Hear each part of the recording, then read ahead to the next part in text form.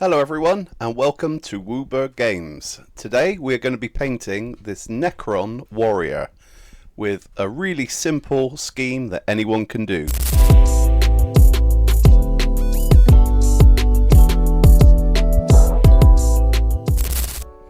Okay, so here are the colours that you're going to need for today's project. I have used Army Painter Gunmetal for one of the colours. You could certainly change this for Lead Belcher, and indeed that is the first colour that we are going to be putting onto the model.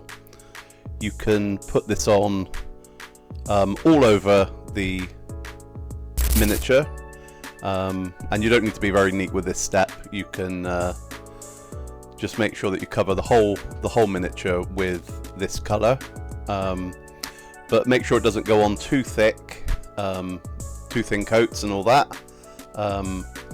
Just make sure that you don't obscure any of the detail and you will be fine. Once you've done that and you've let it dry, we are going to give it a liberal coating of Nuln oil. And again, this is not a step where you need to worry too much about being neat. Just make sure that you get a good coating all over the model. But the trick with using washes, which this is to make sure that you don't let it pool too much, because you will get some quite unsightly kind of blobs form on the model, which we don't want. So if you see any kind of building up too much, just wipe it away with the brush before it dries. Once you've let it dry, the next step is we're going to do a dry brush of Necron compound. Now this is from the Citadel dry paint range, and I really like it. So with dry brushing, you need to make sure that you get all of the excess off the brush, so the brush is pretty much dry. Now the brush I'm using is maybe a little bit big really for this model, but if you're careful you can get away with it, and you're just trying to do some kind of flicking motions over the model, just trying to make sure that you catch the raised areas, and you can do this all over the entire model at this stage. Just try and make sure that you get into all of those little nooks and crannies that Necrons tend to have, and just try and make sure that you get a consistent finish.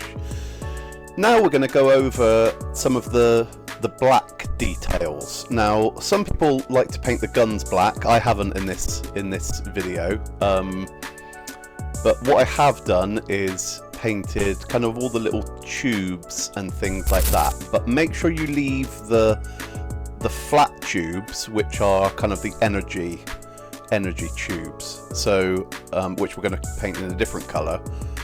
So I have just painted any of the kind of corrugated tubes and things like that. There are also a few on his chest, and again, it's your model. Anything you think should be black, paint black. We're going to do a little bit of an edge highlight now, just on some of the raised areas where it's black. So just use a nice thin brush. Just make sure you've got a nice point on the brush, and we're just trying to pick out some of those raised areas. Just take your time, and just use the side of your brush as well if needs be. Just pick out a few areas to give it a little bit of a highlight. I've also done some of the tubes on the back in black, so again I'm just using the side of my brush now, just to make sure that that is just getting a little bit of a highlight on one end. You can even look where the light catches. Okay, now we're going to go on to the energy tubes and the kind of energy bits on the gun. And to do this, we're actually going to use our white. I'm just using a standard white here from Vallejo.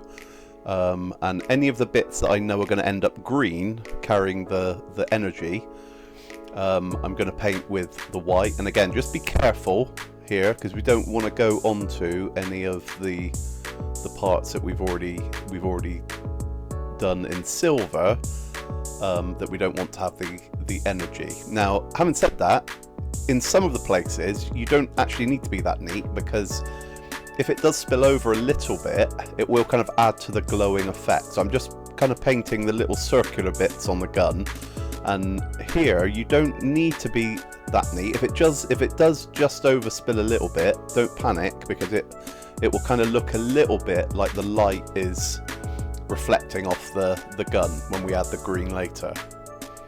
I also painted the little power pack, if that's what it is, in the gun, with white as well, because I will be adding the green here. So for the green, I'm actually using one of the technical paints, which is from Citadel, which is the Tesseract Green. I think that's how you pronounce it. And this is a little bit like a wash. It's kind of a bit of a mix between a wash and a contrast paint. And it kind of glazes over the white. So really make sure that you let the white dry before you go on to this step, or you will end up with a horrible kind of soupy kind of mess. And again, you don't need to put loads on. So I would kind of build it up gradually until you get the effect that you want, and it gives you a pretty cool kind of glowing effect, which is perfect for the Necrons gun.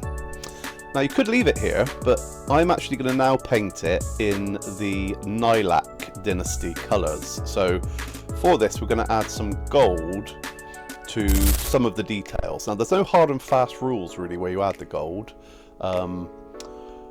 I like to add it to the head, and also some of the kind of dangly kind of skirt things that they have tends to look good. Now in the Necron lore, the more important a kind of character is, apparently the more gold they have. So you may want to think about that if you're painting your army, you know, which are your more important characters, and you can then add the gold to that. Now for the shoulder pads, we're going to add a blue, and we're going to add this not only to the shoulder pads, but we're also going to add it to some of the little decorations on the front. So here you might have to be careful, so just use a small brush, make sure it's got a nice point, and just take your time to fill out some of those decorations. And again, this is optional, this is just something I thought would look good. Now we're going to wash the gold and the blue with a little bit of Liquid Genius, a little bit of Agrat's Earthshade,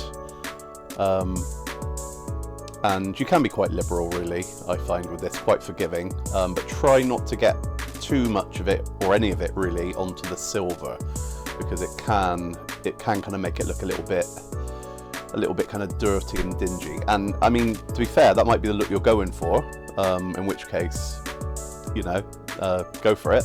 But I tried to keep it just on the shoulder pads and the gold. Now we're going to go back in with the gold just to do a little bit of a highlight. And I also took this moment to actually add some gold to the decoration. So this is quite delicate, it's quite a delicate process, and again, just be careful and take your time. Also, just cleaned up some of the flatter panels on the shoulder pads, just where the wash kind of collected a little bit.